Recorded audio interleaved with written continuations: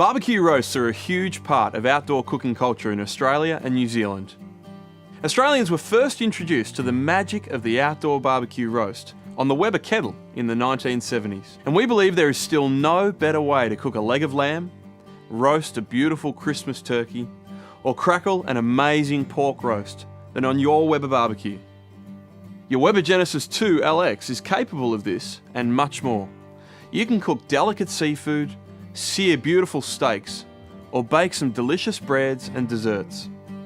Your Genesis 2 LX will cook food with the most amazing flavour, and you'll get fantastic results that your friends and family will rave about.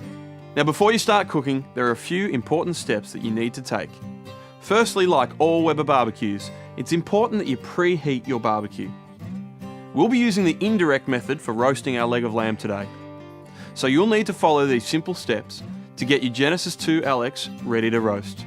To light your barbecue, turn your gas bottle on. Press and turn the left-hand control knob to the ignite position, and once the burner is lit, immediately turn the burner to the high position.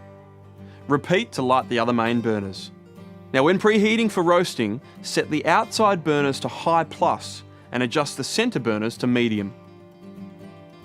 If you have a 3-burner Genesis 2 LX, set the centre burner to medium, leaving the outside burners on high. And then preheat with the lid closed for 10 minutes.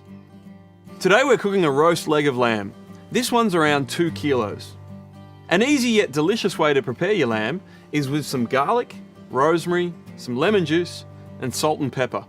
We're going to make around 10 to 12 incisions in the lamb, and then place a small sliver of garlic and a small amount of rosemary into each one.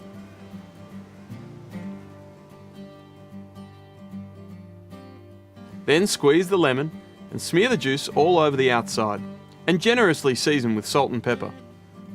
I often hear people suggest that you should cook meat for so many minutes per kilo. But we believe that the cooking time for any roasts that aren't poultry has very little to do with its weight. It has more to do with its thickness. So here's a great tip from the Complete Australian Barbecue Kettle Cookbook. Take this porterhouse steak for example. Now just imagine that we roast it. I reckon it would take around 20 minutes for the heat to roast it through. But if we were to roll it up into a round roast, it would take significantly longer, around an hour. This is because meat cooks by absorbing the heat from its outer surface to its middle. Consequently, the thicker the meat, the longer it takes to cook. Now, a good guide for the time needed to cook roasts is to allow 1 minute of cooking time per millimetre. For example, our leg of lamb here measures around 80 millimetres at its thickest part. So it will take around 80 minutes to cook through to medium. Okay, it's been 10 minutes, so now we're ready to cook. When roasting, we want the heat to circulate evenly around the meat. That's what indirect cooking is all about. Turn the second burner off, leaving the remaining burners on high. But if you have a 3-burner Genesis 2, turn the centre burner off and adjust the outside burners to 2 notches less than high. Now, let's place our roast above the second burner, which is the off burner. Close the lid. After 20 minutes of cooking, only on a Genesis 4 burner, turn the third burner off, leaving just the outside burners on high. This will create extra space for roasting vegetables or baking delicious side dishes. When there's around an hour to go with the lamb, it's the ideal time to get your veggies on. We're adding some jacket potatoes and maple roasted pumpkin to our lamb today. For the jacket potatoes, all you need is around 5 medium-sized white potatoes in a bowl. We're going to drizzle them with some olive oil and season with some freshly ground black pepper. And of course some salt. Toss evenly to coat the potatoes. And that's it. Simple. For the maple roast pumpkin, we need half a Jap pumpkin sliced into serving sized wedges. And in a bowl, we're going to combine some olive oil, some maple syrup, and some freshly ground black pepper, and of course some salt.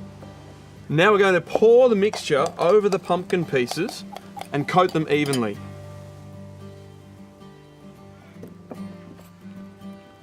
Now place them directly on the grill around your lamb, making sure that you place them in the indirect cooking area in the centre of the barbecue. When there is 10 minutes of cooking time left, Sprinkle flaked almonds over your pumpkin. Now, one final word on roasting. Old habits die hard, and a lot of people still want to roast in a baking dish. But take my advice and don't. By roasting straight onto the grill, your food cooks fat-free, it cooks faster, spitting fats are kept to a minimum, and there is no washing up. But most importantly, it's actually the secret to getting that incredible barbecue flavour. See, as the fats and juices are falling from the meat and sizzling and smouldering on the flavourizer bars below, it creates that wonderful barbecue smoke. Have a look at that, a perfectly cooked roast leg of lamb with jacket potatoes and maple roasted pumpkin. Remember, all the information that you need to get the best out of your Weber Gas barbecue can be found in this little cookbook that comes with your barbecue.